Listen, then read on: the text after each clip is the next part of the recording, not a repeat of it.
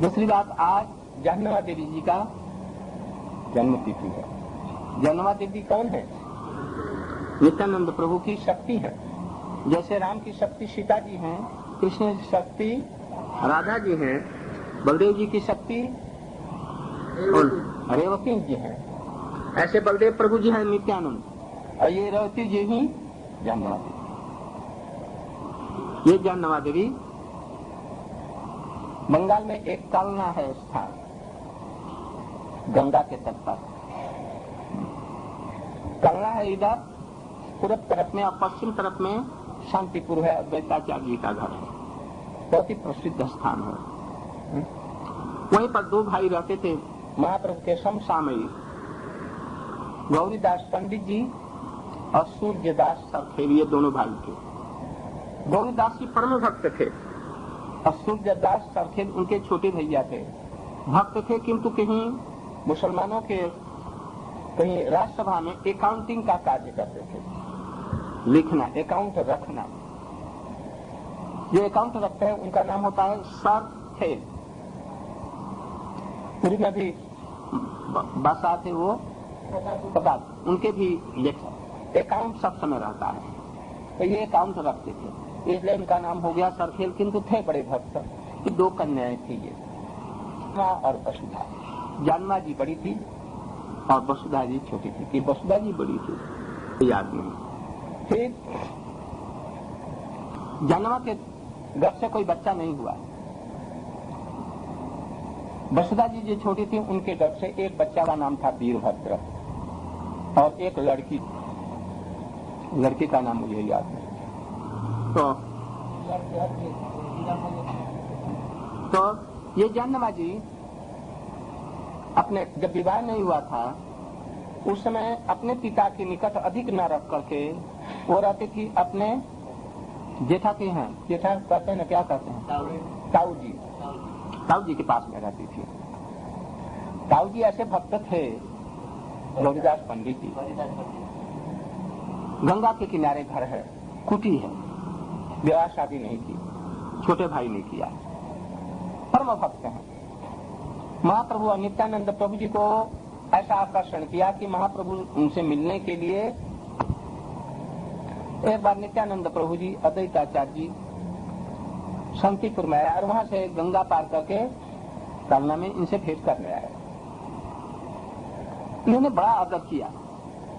एक दिन रहे, दूसरे दिन जब जाने के लिए तैयार हुए तो जी प्रभु आज एक दिन और रह जाइए, और अपने हाथों से सुंदर रसोई, साग, दाल, अन्न और कच्ची रसोई जो होती है सुंदर से सुंदर बनाते थे। इस महाप्रभु जी को साग बन था, वो भी बनेले ये पौधों का। एक दिन रहे, दो दिन, फिर जाने के लिए तैयार, प्रभु एक दिन और ठहर जाइए। ऐसे करते उनको 15-20 दिन उनको रख लिया, जाने ही नहीं दे। तो उन्होंने कहा कि भाई आज तो मुझे जरूर जाना चाहिए। प्रभु आपके बिना तो मैं जी नहीं सकता।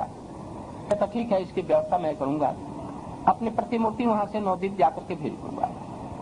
तो नवद्वीप में गए और जिस नीम के पेड़ के नीचे जिनका जन्म हुआ था उसी पेड़ के नीम से 2 मूर्तियां बनी लकड़ी की, और उन लकड़ी की मूर्तियों को, नीम के मूर्तियों को भेज दिया गया। वहां जाकर के और गौरीदास जी बहुत ही सुंदर देकर के बड़े प्रभावित हुए और उनकी पूजा करने लगे। उनसे कभी बातचीत भी करते, कभी नमक कम हो जाता तो कहते जरा नमक ले आना, तो कोई चीज खुलाता तो वो मूर्ति उनसे मांगा, अब बड़े प्यार से रहते। एक दिन फिर महाप्रभु नित्यानंद प्रभु जी उनके घर में आए। अब 2 ये और 2 वो, वहां पर उनको लिए भोग अर्पित होता है, वहां पर उनका मन नहीं भेद जाता, ये लोग भी प्रसाद पाते, वो भी। 1-2 दिन हो गए, गौर नित्यानंद ने कहा जैसे अब तो बहुत दिन हो गए भाई, 2-3 दिन हो गया, अब हम लोग चलेंगे नवद्वीप में, मायापुर। प्रभु एक दिन और ठहर जाइए। अच्छा, फिर वैसा ही करने लगे। भाई एक बात करो, उन दोनों को या तो रखो या दोनों हमको रखो। कहिए अच्छी बात है, ठीक है। तो जब ये लोग चलते नहीं, आप प्रभु रहिए, ये लोग जाए। जब रह जाते तो वो लोग चलने लगते, कहे प्रभु आप रहिए, ये लोग जाए। इस दोनों को रोकने की चेष्टा कर। और ऐसी विचित्र कि जब ये दोनों रहते नित्यानंद प्रभु गौरचंद्र, तो उनकी मूर्तियां वहां से चली जाती। और जब ये लोग रहते तो उस मंदिर में जाकर के मूर्ति बन जाते। फिर बातचीत वैसा नहीं, एकदम ठीक अविकल मूर्ति बन जाती। फिर उनके लिए रोने लगते कि आप लोग आइए। फिर आते तो कभी वो आ जाते, कभी ये छोड़ते नहीं। इस तरह से गौरीदास पंडित की ये भक्ति देखिए, कितने भक्तिमान। अब उनकी सेवा करने वाली कभी कभी गौरीदास जी उनकी सेवा में नियुक्त करते थे। बचपन से ही कैसी शिक्षा हुई, यह जब बड़ी हो गई तो नित्यानंद प्रभु में पधारे और इन लोगों ने निवेदन किया कि आप इससे शादी कीजिए। इनकी कौन सी लीला, क्योंकि वही रेवती जी ये बनी, और एक थी रेवती और एक बारुणी, एक बारुणी एक रेवती, दो बलदेव पत्नियां थी। वो दोनों वसुधा और जाह्नवी थी। अनंग मंजरी तो कृष्ण के लीला थी, जाह्नवी जी हैं अनंग मंजरी। तो इस तरह से उनकी शादी थी अनंत प्रभु से, दोनों की। होने के बाद में उनसे गई।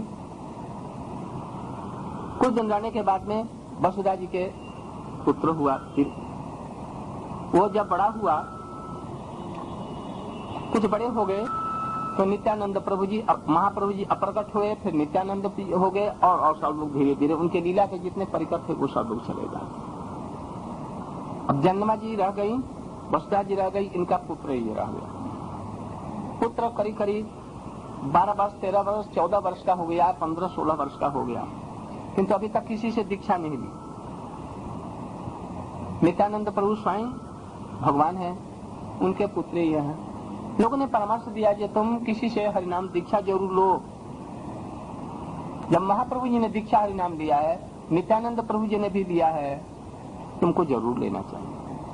किंतु वो कहते थे मैं नित्यानंद प्रभु जी का पुत्र हूँ, अब हमसे बड़ा कौन होगा, हम नहीं लेंगे। हम लेंगे उसी से जो नित्यानंद प्रभु के बराबरी का कोई भक्त हो, तब मैं लूंगा। ऐसा तत्वज्ञ हो, ऐसा प्रभावशाली हो। तो ऐसा कोई प्रभावशाली नहीं दिखता था। लोगों ने कहा जैसे तुम एक बात करो, अपनी जो मैया है ये जाह्नवी देवी, उनसे तुम दीक्षा मंत्र ले लो। मैं महिला से नहीं लूंगा, कोई भी महिला कैसी भी हो। ठीक है, तुम उनको महिला समझता है, देवी नहीं समझता। अरे वो अनंग मंजरी की अवतार हैं, वो रेवती जी की अवतार हैं, तुम नहीं समझता। कि भाई जो कुछ भी हो मैं महिला से नहीं लूंगा, हमारी मैया है। एक दिन की बात है कि एक दिन वो अंदर महल में बाथरूम में गई। महिलाएं ऐसे होती हैं बंगाल की, एक कि अपने कप छोड़कर कुछ साफी इच्छा होता है, गमछा ऊपर, एक गमछा, दो गमछे व्यवहार कर। हम लोग भी दो गमछों का ही व्यवहार करते हैं। तो एक गमछा नीचे उन्होंने दे दिया। बाई चांस वो एक दूसरा गमछा मिला नहीं, उसी से अपना नृत्य किया।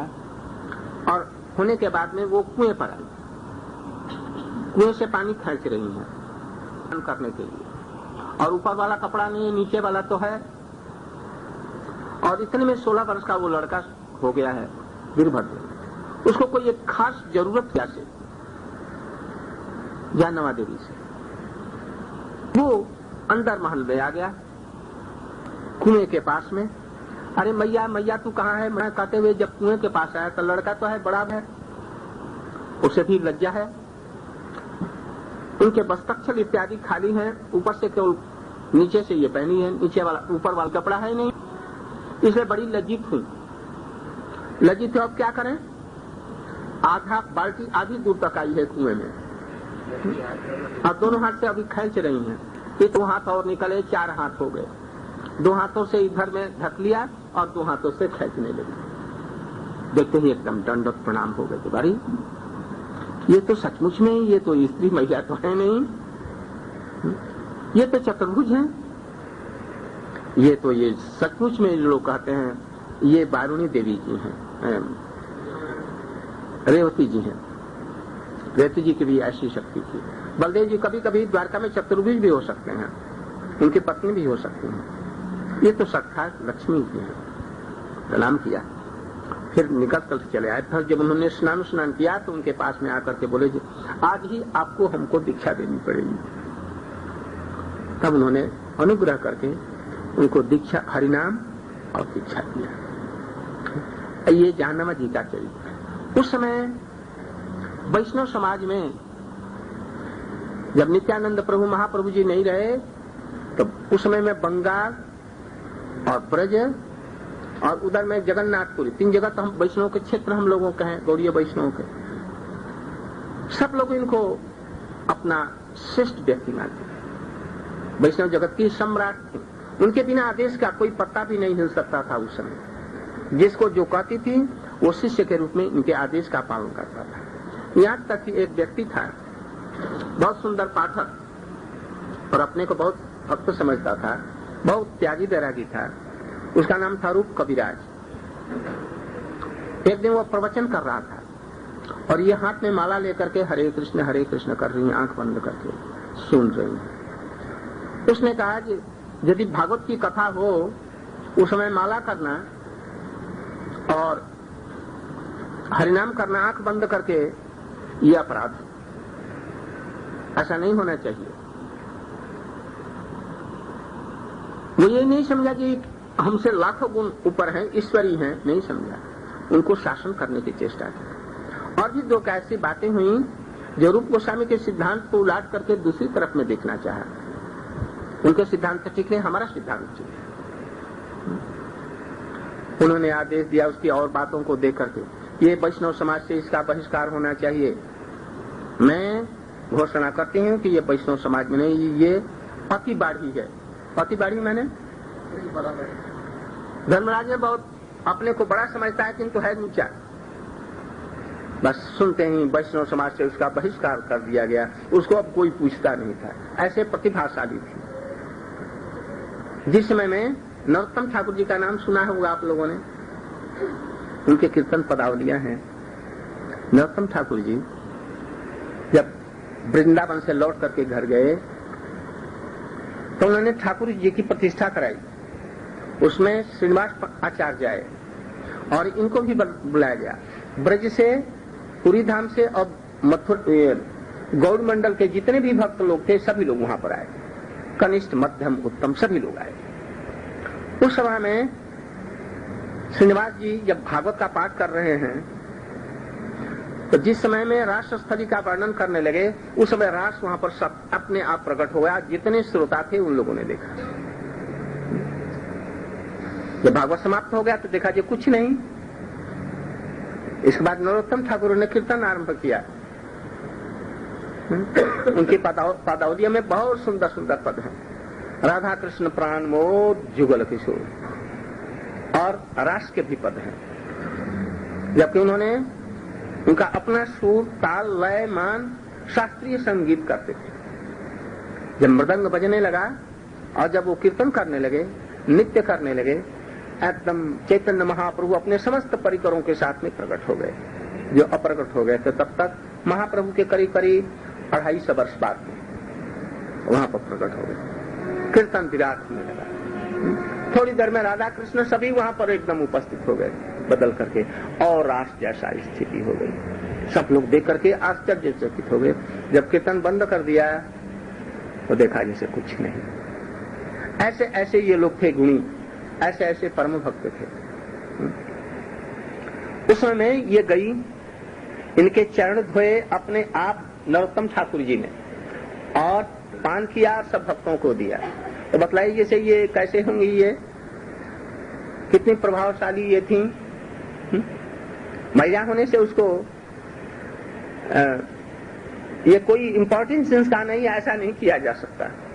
हमारे संप्रदाय में इसका भी विधान है कि उनको उचित आदर दिया जाए, उसके भक्ति के तारतम्य से सबको जहां तक हो सके। तो उस समय में विग्रह जो प्रतिष्ठा हुई उसका सभापतित्व या अधिनायकत्व इनका था।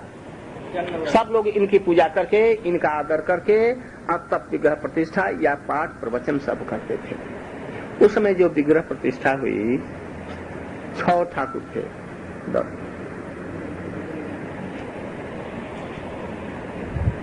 राधा कृष्ण की, रास बिहारी,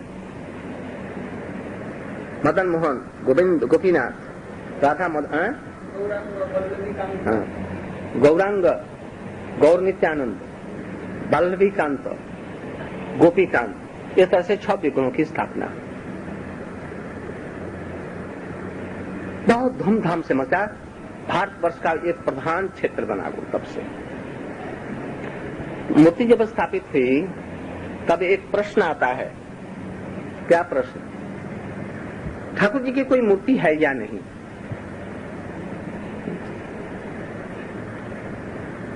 ठाकुर जी की मूर्ति माननी चाहिए या नहीं? उसे क्या होता है? आइडोलेट्री जिसको कहते हैं, आइडल पूजा, भूत पूजा। मुसलमान लोग कहते हैं भूत पूजा, और कोई कहते हैं मूर्ति पूजा। बेकार की चीज है जिसको मोहम्मद गोरी ने तोड़ दिया, जिसकी सब लोग पूजा करते। उसको ये भगवान उस पत्थर को मानते हैं। भारतवर्ष के सनातनी हिंदू के अतिरिक्त भगवान की मूर्ति को लोग नहीं मानते। विशेष करके 2 जातियां नहीं मानती, ईसाई धर्म वाले और दूसरा मुसलमान लोग नहीं मानते। आजकल इन्हीं की संख्या अधिक है। हम लोग अभी जगत में, विश्व में हम लोग अल्पसंख्यक वाले हिंदू रह गए, और इसमें से भी कटता जा रहा। बौद्ध निकल रहे हैं, नीचे जाति वाले, शेड्यूल कास्ट वाले धीरे धीरे निकल रहे हैं, राजनीतिक आर्य वाले ये लोग निकल रहे हैं। यहाँ तक कि बंगाल में जो रामकृष्ण मिशन वाले हैं वो लोग भी अपने को अब हिंदू नहीं कहना चाहते हैं। उनको कुछ लाभ के लिए, स्वार्थ के लिए वो लोग भी चाहते हैं कि हम अल्पसंख्यक बनाए तो हमको कुछ सुविधाएं मिले। अब ये धीरे धीरे इन लोगों में भी विभाग अब सब राजनीतिक लीडर लोग करा रहे हैं। तो हाँ, उन लोगों का कहना यह है भगवान की मूर्ति नहीं होनी चाहिए, कोई आकार नहीं उनका है। किंतु हमारे सनातन धर्म में हम हिंदुओं के लिए ये मूर्ति पूजा एक रीढ़ के समान है। जैसे शरीर में ये रीढ़ होती है, प्राचीन काल से अब तक चलती आ रही है। अभी तक लोग कुछ कर नहीं सके। संख्या कुछ कमी है किंतु मानने वाले की कमी नहीं हो रही, अभी भी वैसे ही चल रही है। इसलिए बहुत से लोग बौखला जाते हैं। और इस पर हम साधारण रूप में एक शास्त्रीय विचार कर रहे हैं और लौकिक युक्तियों का भी विचार कर रहे हैं। उन लोगों का ये कहना है जिसकी मूर्ति मानी जाती है, यदि भगवान की मूर्ति मान ली जाए तो वो सर्वव्यापी नहीं हो सकते। समझ रहे हैं? यह सर्वव्यापी है, उसका कोई आकार नहीं हो सकता। वो एक ही जगह में रहेगा, सर्वव्यापी नहीं हो सकता। इसलिए यदि भगवान का आकार माना जाता है तो उसको सर्वव्यापी नहीं माना जा सकता। किंतु शास्त्रों में और साधारण रूप में ये बात प्रचलित है और सत्य है कि भगवान सर्वत्र है, सर्वव्यापी है। तो ये मेल नहीं खाता है, परस्पर सिद्धांत विरोध है। दूसरी बात, जिस चीज का आकार होता है उसको सुख और दुख सहना पड़ता है, और उसकी मृत्यु भी होती है, जन्म भी होना है, जितने भी आकार है। तो यदि भगवान का आकार माना जाता है तो उनकी जन्म मृत्यु मानना पड़ेगा, और उनको सुख दुख होता है दोनों, ये दोनों मानना पड़ेगा। किंतु ब्रह्म जो है, अल्लाह खुदा है, भगवान है, इनको यदि माना जाता है आकार है तो उनका भी जन्म और मृत्यु मानना पड़ेगा। किंतु उनका जन्म मृत्यु नहीं माना जाता। उनको सुख दुख से वो अतीत है, अवांग मनसो गोचर है, इसलिए उनका रूप नहीं होना चाहिए। ये उनकी प्रधान 2 युक्तियां हैं। अब हम लोग थोड़ा सा संक्षेप में विचार करें। 1 घंटा शायद हो गया है। मैं चाहता था ये विस्तृत रूप में इसकी व्याख्या करूं। अब आज संभव है, मैं संक्षेप में 2-1 बातें बतला रहा हूं। पहली बात तो कुरान में एक वाक्य है, God created man after his own image. क्या मतलब? God created man after his own image. जैसी उनकी मूर्ति है, इमेज है, उसी के समान ही मनुष्य को बनाया। यदि यह बात ठीक है तो अल्लाह उनका गॉड का भी रूप है और ऐसा ही है। पहली बात तो ये। ईसाई लोगों को या तो उस वाक्य को निकाल करके फेंक देना चाहिए और नहीं तो कहा जाएगा कि बाइबल में इनका विश्वास नहीं है। दूसरी बात, मुसलमानों का कुरान ग्रंथ है, उसमें लिखा है इन्ना अल्लाह खला का मैन सूरत ही। उच्चारण तो मेरा ठीक से नहीं हो रहा है, ये लोग फारसी जानने वाले हैं कि तभी ये है किसी न किसी रूप में। तो ये जो खुदा अल्लाह है, उनके जिस्मानी जो शरीर है, उनका सूरत है, अपने सूरत के अनुसार में इस सब जगत की सृष्टि की। तो उनकी सूरत है, सूरत माने क्या? आकार है, रूप है। और हमारे हिंदू शास्त्रों में, वेदों में लिखा है सत एवं सम्य इदम अग्रासी। सत एवं सम्य, मैं सत्य हूं, हमारा आकार है, हमारा रूप है। एको बहुश्याम, मैं एक होकर के बहुत होता हूं। इदम अग्र आशित, मैं पहले भी था और पीछे से भी मैं प्रकट होता हूं और अपने समान ही ये सबको बनाया है। स ऐखत, उन्होंने इच्छा की क्या? जगत हो। ऐसे बाइबल में भी एक शब्द है, उन्होंने इच्छा की ये जगत हो तो जगत हुआ। हमारे शास्त्रों में भी एक बात, हमारे शास्त्रों से ही ये सब है। 1900 कितना आज है? 1995 ना, 1995 वर्ष हुआ ईसा का। उसके पहले तो ये था नहीं।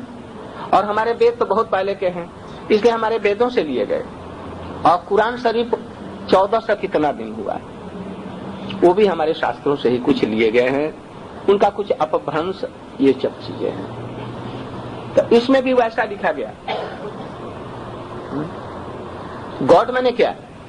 GOD, generator. किस चीज का जनरेटर? जगत का। ऑब्स्ट्रक्टर, डिस्ट्रक्टर, पालन करने वाला, पोषण करने वाला और उसका भरण पोषण करने वाला। किसका भरण पोषण करें? यदि अपने रूप के समान बनाया, जिसमें सृष्टि जो करते हैं वो कारण माना जाता है और इस जगत को कार्य माना जाता है।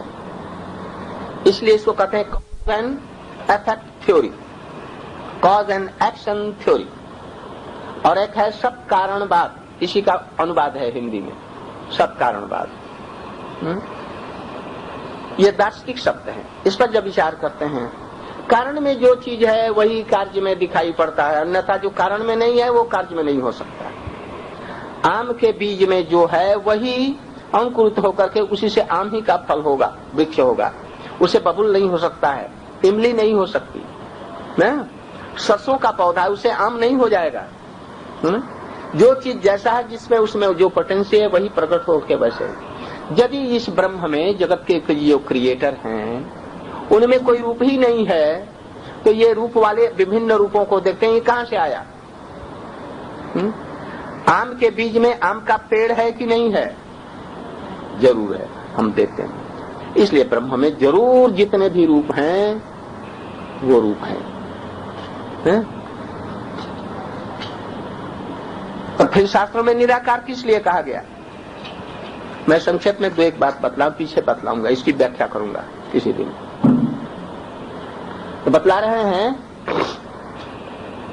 निराकार शब्द है, निर्गुण शब्द है ना?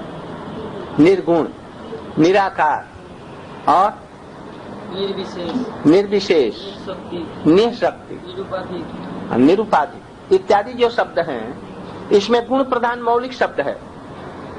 गुण, रूप, और रूप से अरूप बना है, अरूप से रूप नहीं बना। रूप में अ लगाओ तो फिर से ये हो गया अरूप। ये एक बीमारी है। किसी को नाक से पानी आ रहा है, शरीर गर्म है, छींकें हो रही हैं, क्या समझो? जुकाम है। ये जुकाम के ये लक्षण हैं। तो रूप है, किसी कारण से उसमें अरूप लगाया तो पीछे से अरूप बना, ये बीमारी है। किसके लिए? जो नहीं देखते हैं उस रूप को, उनके लिए अरूप कहा गया। क्यों नहीं देख सकते? छिन्मय वस्तु है, हमारी आंखें उसको नहीं देख सकती। अब इस चीज को समझने के लिए ऐसे समझिए, पानी है, पानी को किसी से पूछिए जी इसका रूप क्या है, साइंटिस्ट क्या कहेगा? वो कहेगा, जब देखेगा जैसे जिस चीज में रखते वैसा ही बन जाता है, दिखाई तो पड़ता है ना। तो जिसका रूप ही नहीं तो वह कैसे दिखाई पड़ेगा? इसका कलर क्या है? जैसा ही रंग डाल दो वैसा ही हो जाए। इसलिए साइंटिस्टों ने उसको कहा जिस कलरलेस, जिस रूप में उसको रखो वैसा ही हो जाएगा। इसलिए शेपलेस है, तो शेप ही नहीं है, उसमें कोई गुण नहीं, कोई स्वाद नहीं है। पानी में जरूर अपना स्वाद है, तो अभी कोई चीज मिला दिया जाता है तो ऐसा मालूम होता है जैसे ये नमकीन पानी है, ये मीठा पानी है, ये ऐसा पानी है, ऐसा। किंतु अपना उसका कोई रूप है, गुण है, टेस्ट है, but you can not define.